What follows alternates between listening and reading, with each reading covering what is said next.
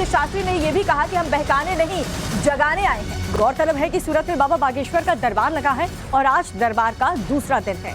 दावा यह भी किया जा रहा है कि बाबा बागेश्वर गुजरात के 10 अलग अलग शहरों में दिव्य दरबार लगाएंगे और कथा भी करेंगे। बड़ी खबर आपको बता रहे हैं। तो बाबा बागेश्वर जहां भी जाते हैं, इसमें कोई दो राय नहीं कि हमेशा चर्चा के विषय में शामिल हो जाते हैं और इस बार भी बाबा बागेश्वर ने कुछ ऐसा कहा कि हर कोई उनकी चर्चा कर रहा है। और कथा से पहले बाबा बागेश्वर ने प्रेस कॉन्फ्रेंस की है और कहा कि हिंदू राष्ट्र की मांग कोई गलत बात नहीं है। ये भी सुनिए। पहली बात तो हिंदू राष्ट्र की बात कोई गलत नहीं है। भारत हिंदू राष्ट्र था, है और घोषित पुनः होकर रहेगा। हमारा ध्येय कागजी तौर पर हिंदू राष्ट्र की उद्देश्य नहीं है। हमारा ध्येय प्रत्येक हिंदू के हृदय में हिंदू राष्ट्र जग जाए ताकि वो अपनी संस्कृति को सुरक्षित व संरक्षित रख सके। और हमारे साथ हमारे सहयोगी सिद्धार्थ पांड्या सीधे जुड़ गए हैं। तो आज दूसरे दिन भी सिद्धार्थ, बाबा बागेश्वर का दरबार लगने वाला है नीलगिरी मैदान में, लेकिन जो बड़ी बात है कि उन्होंने एक बार फिर से जो बात कही वो चर्चा का विषय बनी हुई है। उन्होंने तो अभी तक तो हिंदू राष्ट्र की बात कहते थे, लेकिन अब तो वो कह रहे हैं कि पाकिस्तान को भी हिंदू राष्ट्र बना देंगे। जी बिल्कुल, जो नीलगिरी मैदान है सूरत का, वहां पर कल लगभग 70 से 80 हज़ार लोगों की भीड़ इकट्ठा हुई थी। भव्याति भव्य कार्यक्रम हुआ और अपने चिर परिचित अंदाज के अंदर जिस तरह से वे बात करते हैं, उन्होंने ये बात का जिक्र किया। पर चूंकि एक स्टेप और आगे जाकर के उन्होंने पाकिस्तान को भी हिंदू राष्ट्र बनाने की बात की। गुजरात आकर के उनका पूरी तरह से एक तरह से कहेंगे, क्योंकि पहला उनका एक ऑफिशियल टूर है जहाँ पे वे दरबार, दिव्य दरबार लगाएंगे। आज भी उनका सिर्फ आज कथा का कार्यक्रम है 1 घंटे का, पर कल जो मेन कार्यक्रम था जिसमें पर्चे निकालते हैं, लोग आते हैं, कल बड़ी संख्या में लोग थे, कल पॉलिटिशियंस भी आए थे। तो वहां से एक संकेत और संदेश देने की कोशिश है।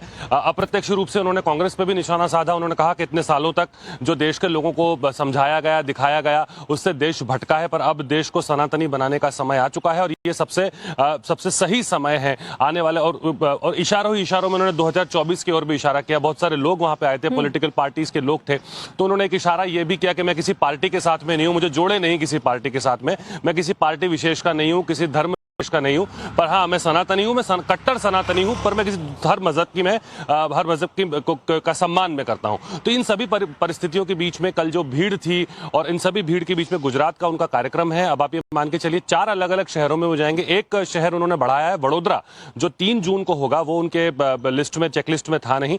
यानी अब इसके बाद वे अहमदाबाद के अंदर होंगे, अहमदाबाद के बाद राजकोट होंगे। और हमने देखा बाबा ने क्या कुछ कहा, लेकिन अब तो देखना होगा कि आने वाले कई शहरों में उनके कार्यक्रम होने वाले हैं, दरबार लगने वाले हैं, वहां पर बाबा क्या क्या कहते हैं। फिलहाल आपका बहुत बहुत शुक्रिया सिद्धार्थ इस जानकारी के लिए। और चलिए आपको ये भी सुनवाते हैं कि सूरत में कथा के दौरान बाबा बागेश्वर ने क्या क्या कहा और भक्तों की अर्जी की पर्ची का जवाब कैसे दिया। हम तो कुछ जानते नहीं, हम तो साधारण नालायक हैं और हमारे ऊपर कोई भरोसा मत रखना, ना हम पर श्रद्धा रखना। तुम्हें श्रद्धा रखनी ही है तो बागेश्वर बालाजी पर श्रद्धा रखो, जिनके बल पर यह दरबार लगता है।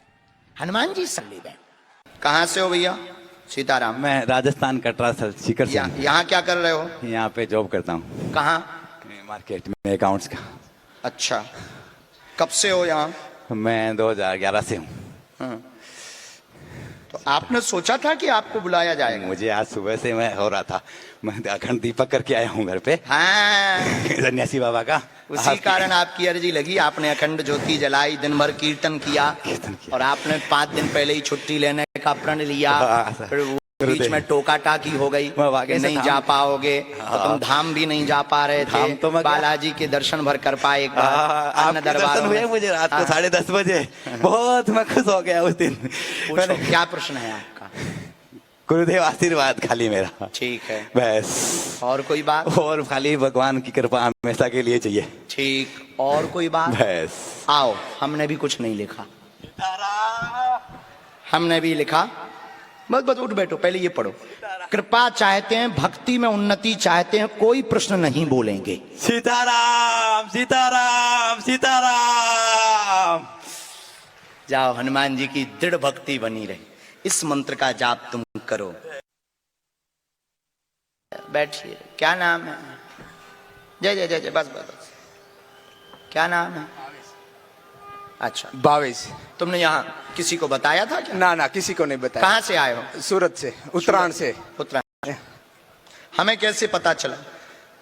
मैं अंदर ही सोच रहा हूँ बाबा जी का मुझे पुकार हो, वही तरह से अंदर से मैं मान गया। अच्छा सही में। तुम मानते हो कि कोई ऐसे बता सकता है या बुला सकता नहीं नहीं, सही में मान गया आपको। है? हनुमान जी को हमें मत मानो। हनुमान जी का तो मैं पूरा भक्त हूँ। बस उनको ही बापा सीताराम। बापा सीताराम, बापा सीताराम। बोले बागेश्वर बालाजी की, बापा सीताराम। बोलो पवन सुत हनुमान की।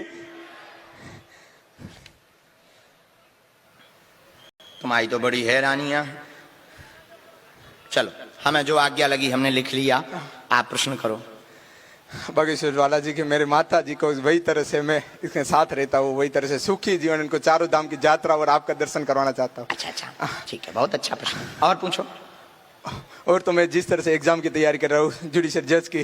हाँ। वही आपके तरह से- पिताजी का नाम क्या है? हम कैसे माने कि आप ही भावेश हैं? बात ये फंस गई थी तो हमने गुरुजी से पूछा कुछ ऐसा लिखवाओ कि क्लियर हो जाए यही भावेश है। अभी मैं वहां से आ रहा था तब मुझे रोकाई के छोटा बच्चे को बुलाया, मैं भी वही तरह से बोला छोटा बच्चा तो हूँ, वही तरह से कोई माला पहनी है तो मैंने बोला माला भी पहनी है। वही तरह से हाँ। मेरे पिताजी का नाम कन्नू भाई। कन्नू भाई। Yes. अच्छा आ गया हमारे पर्चे में। कार्य कृपा हो, जज में उन्नति होगी, चिंता ना करें, माँ पर कृपा होगी, दर्शन करवाएंगे। आपके पिता कन्नू भाई जी हैं। बोले बागेश्वर बालाजी की, पवन सुत हनुमान की।